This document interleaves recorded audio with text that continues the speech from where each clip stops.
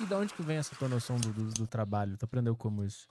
Então, eu via, na minha época de 14 anos de idade, tinha office boy, mas geralmente estava escrito contínuo, né? Que era o office boy, só que o nome era contínuo, né? A profissão, no caso. E eu perguntei para o que é contínuo, né? Porque contínuo, o que é contínuo? E o cara falou, office boy, pessoa que vai fazer entrega, tal, não sei o quê. E eu conhecia muito a Vila Maria, porque eu morava lá. E eu tinha um amigo que tinha uma lanchonete no Brás. E esse amigo meu, ele me emprestava um tênis. Então eu ia até lá, pegava o tênis dele, só resumindo pra você, mais ou menos, eu fui lá antes.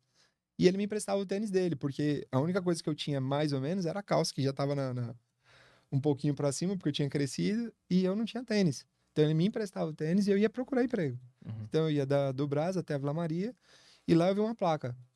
E quando eu olhei essa assim, é uma das partes mais legais e as partes mais difíceis.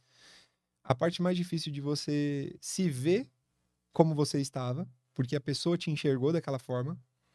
Porque quando você tá no meio de um monte de criança morando na rua, você não se enxerga, você não vê como você está. Só que existem pessoas que vê como você está. E quando isso acontece, é que você tem a noção exata, mesmo sendo muito novo, sabe? E nessa época eu tinha 14 anos. O único documento que eu tinha era a carteira profissional. Não tinha mais nada. Nenhum outro documento. E quando eu fui procurar emprego, eu ia com uma calça ruim, uma camiseta pior ainda e um tênis bom. Quando eu cheguei nesse lugar, era uma imobiliária. Lá funcionava uma agência de turismo que se chama JMS Sunshine, que era de um japonês. Quando eu cheguei para procurar emprego, tinha uma mulher, o nome dela é Tânia. Eu nunca vou esquecer dos nomes. Porque quando ela me olhou, eu perguntei do emprego, ela falou: "Mas você não, você tá sujo". Sim, é por isso que eu preciso do emprego, cacete. Então, mas é assim, ela tava me enxergando realmente como eu era, como Aham. eu estava naquele momento, Sim. sabe? E só que aí tem aquela que eu falo que são as ajudas, né, que eu tive na minha vida. E aí quando o japonês que era o dono, o Marcelo, ele olha lá de dentro, ele fala: não, o que que você quer? Fala aí, qual que é o que você quer? Eu falei assim: eu quero esse emprego. Ele falou: vem aqui. E aí ele começou a me perguntar coisas, né? E assim, tipo, onde você mora? Eu menti, falei que morava na casa dos meus avós, do meu avô, né, no caso. E comecei a contar uma história pra ele que não era a história real. Não falei a verdade pra ele. Mas era uma meia verdade. E ele falou: você conhece o centro de São Paulo? Eu falei: conheço mais ou menos. Eu conhecia tudo. E ele falou: tá bom, então eu vou te dar um emprego, só que assim, eu vou te dar esse teste aqui. Se você fizer certinho e voltar, beleza. E ele me deu um serviço pra ir no Anhangabaú fazer um trampo.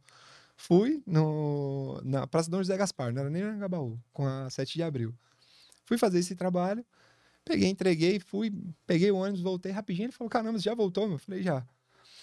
E aí ele falou assim: então tá, então o emprego é seu. Só que todo dia eu tava manjado, a camiseta era a mesma. Só que um dia, nesse período, que é a parte triste desse negócio, foi quando o meu amigo não foi trabalhar. E aí eu não tinha como pegar o tênis. Ah. Aí essa é a parte ruim. Por quê? Porque eu cheguei e eu tava de chinelo. Na hora que ele me olhou, ele me viu do jeito que eu era. Né? Ele me olhou, sabe aquele olhar assim, puta, o que que eu fiz, entendeu? E aí ele falou assim: cara, o que que é isso? Na hora que eu me vi como eu estava, eu sabia que tava ruim. Mas na hora que eu me vi, eu saí correndo, cara. Porque a vergonha era tanta, era uma. Cara, eu não sei te explicar. O sentimento, eu tenho esse sentimento até hoje, assim, de lembrar, sabe? E aí eu saí correndo. E ele foi atrás de mim. Quando ele foi atrás de mim, ele começou. Aí ele. A gente tem uma praça, não sei se você conhece a Vila Maria, mas tem uma praça que chama Santo Eduardo. E aí ele começou a conversar comigo e ele falou: cara, então me fala a verdade. O que pega? O que tá acontecendo? E eu falei pra ele: cara, eu moro na rua, não tenho dinheiro, não tenho. É isso, e abri o verbo pro cara. E aí foi quando ele falou assim: tá bom. Falou mais nada, falou: tá bom. Então vamos voltar e tal, você vai fazer um serviço pra mim.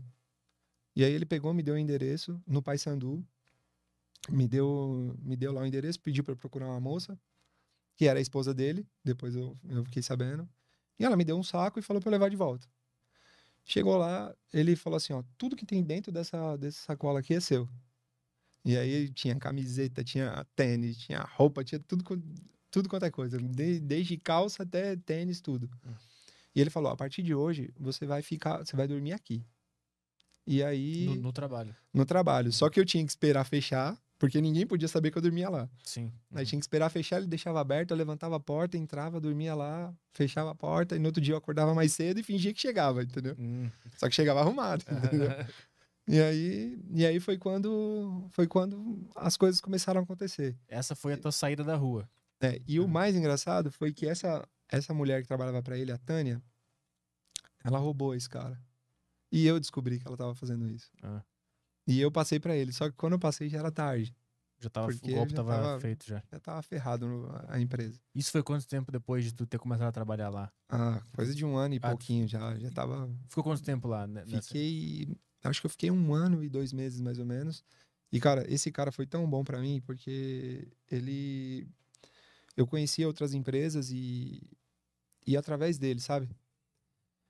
E através dessa oportunidade que ele me deu, e esse período que ele conseguiu ainda ficar aberto para que eu conseguisse arrumar outro emprego, que eu comecei a trabalhar numa empresa no centro de São Paulo, que aí você andava engomadinho, andava bonitinho, andava de social. A empresa tinha uma casa que os office boys podiam morar.